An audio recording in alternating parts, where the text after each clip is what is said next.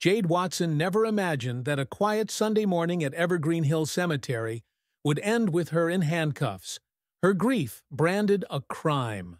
For 11 weeks, she'd made the same pilgrimage to her brother Tyler's grave, a 17-year-old whose life was cut short far too soon.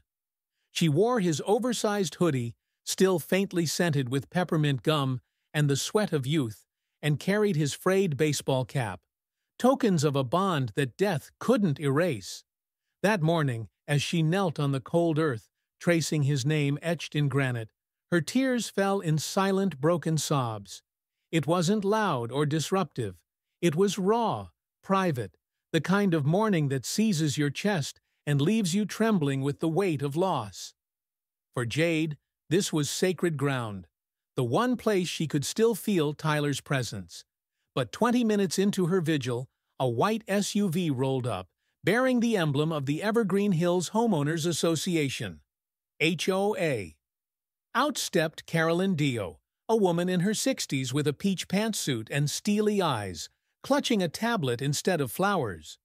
With the cold precision of someone untouched by loss, she declared Jade's tears a violation of the community's peace ordinance, accusing her of disturbing others. A gray-haired man nearby, clutching daisies, protested in disbelief, but Carolyn ignored him. Within 15 minutes, 2 police officers arrived, one seasoned and unreadable, the other a twitchy rookie eager to enforce the HOA's rule over this private land. "You're causing a disturbance," they said, as Jade stammered, "This is my brother's grave." When she couldn't move, her knees locked to the earth, her heart tethered to the stone.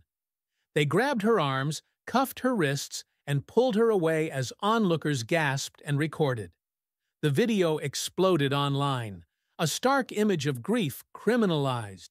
This wasn't just an overzealous rule gone wrong.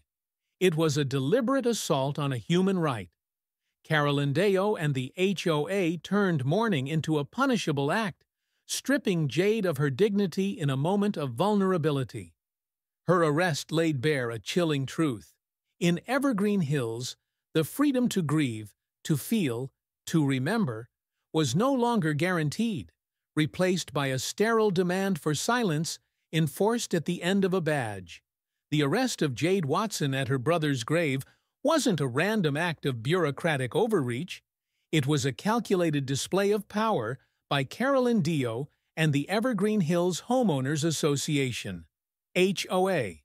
Dio, a tall woman in her 60s with impeccable hair and a peach pantsuit, strode into the cemetery that Sunday morning not as a neighbor but as a self-appointed enforcer.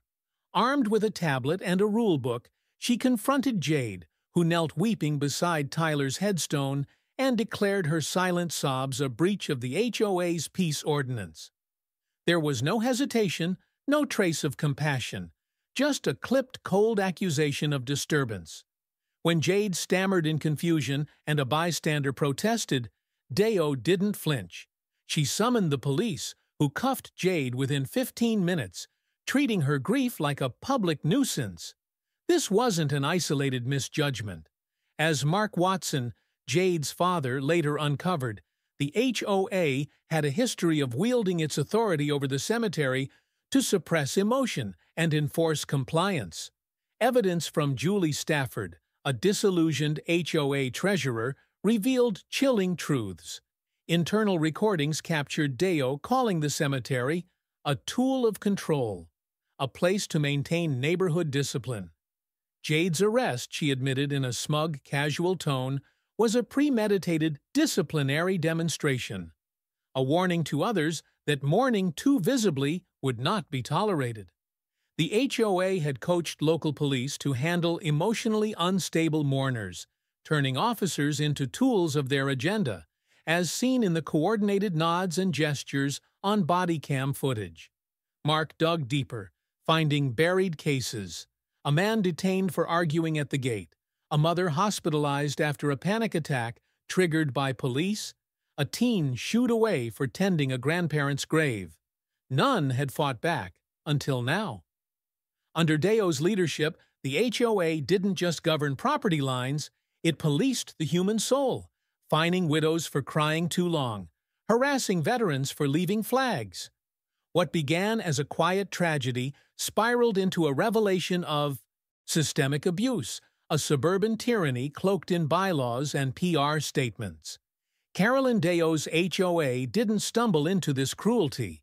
It thrived on it, using power not to protect the community, but to silence its most vulnerable, proving that in Evergreen Hills, control trumped humanity every time. Mark Watson sat in his modest home office, surrounded by legal books and faded family photos, when his phone buzzed with a neighbor's message. A video of his daughter Jade being cuffed at her brother Tyler's grave. A former federal prosecutor turned small-time civil lawyer, Mark, in his early 50s, had traded courtroom battles for quieter work, helping veterans and foster kids. But as he watched the footage in silence, no flinch, just an eerie calm, something shifted. Jade, wrapped in Tyler's old hoodie, her tears silenced by handcuffs, wasn't just his little girl anymore. She was every child he'd ever sworn to protect. "All right," he muttered, voice low and controlled. "Then we go to war." He grabbed his coat, tucked his laptop under his arm, and glanced down the hallway where Jade's room once glowed with light. That moment marked his transformation. The next morning, as Jade curled on the couch, a trembling shadow refusing food, Mark saw the HOA's callous statement, "Rules apply equally to all," and Jade's whispered, "I shouldn't have gone." It broke him, but it also lit a fire. He didn't waste time with complaints. He opened a file titled Watson vs. Evergreen Hills HOA and began building a lawsuit with the precision of his prosecutor days. Once a man who made ruthless men sweat in polished courtrooms, Mark hadn't wielded that hammer in years, but the instincts remained, sharpened now by a father's love and rage. He gathered evidence relentlessly. 5 angles of the arrest video, time-stamped and cross-referenced with police logs, witness statements from cemetery onlookers, body cam footage pried loose with old legal tricks. He called contacts from his federal days, journalists, oversight officials, even a judge he'd once clashed with, piecing together a case brick by brick. When he uncovered 3 other buried HOA victims, his fight grew bigger than Jade. 3 weeks later, standing before cameras at the cemetery gates, he announced a class-action lawsuit for abuse of authority and violations of constitutional rights, the right to grieve. His voice, steady and unshaken, carried the weight of a man reborn. Mark wasn't chasing justice, he was crafting it, a crusader forged from a father's pain, determined not just to free his daughter from shame, but to tear down a system that dared to chain grief itself. What began as a father's fight for his daughter uncovered a festering wound of systemic corruption within the Evergreen Hills Homeowners Association, HOA. Mark Watson, once a federal prosecutor, didn't stop at freeing Jade from the shame of her arrest. He dug deeper, peeling back layers of a system that thrived on control. It started with the video, Jade, sobbing at Tyler's grave, cuffed by police at Carolyn Deo's command. Mark downloaded every angle circulating online, 5 in total, time-stamping each second, cross-referencing them with police dispatch logs, spotting inconsistencies. He called witnesses from the cemetery, not for opinions, but for facts, what they saw, where they stood, if Deo spoke to the officers first. Then came the body cam footage, secured through legal know-how from his old days. He watched it repeatedly, noting the subtle nods between Deo and the cops, a coordinated act, not a reaction. But that was just the surface. Within a week, using contacts from his federal career, oversight officials, journalists, even a judge he'd once butted heads with, Mark unearthed 3 buried cases. A middle-aged man detained for arguing at the cemetery gate, fired days later when the arrest report leaked. A mother who brought flowers to her son's grave, only to suffer a panic attack and hospitalization after police confrontation. A teenager shooed away for cleaning his grandfather's headstone. His story never even logged. These weren't accidents. They were patterns. The real bombshell came when Julie Stafford, the HOA treasurer for nearly a decade, handed Mark a flash drive in a quiet coffee shop. "Everything's on there," she said. "Voice steady, but eyes heavy. Recordings, emails, call logs." Deo's voice, smug and casual, laid it bare. The cemetery was a tool of control. Jade's arrest, a disciplinary demonstration to silence grief.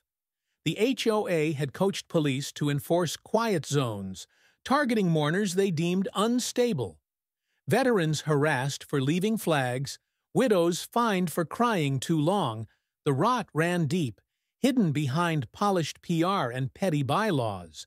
When CNN aired the leaked audio, the nation recoiled. This wasn't one bad apple. It was a conspiracy, a culture of oppression masquerading as community order. Mark's evidence didn't just expose Deo. It shattered the illusion of Evergreen Hills, revealing a system that preyed on the vulnerable, all while pretending to protect them.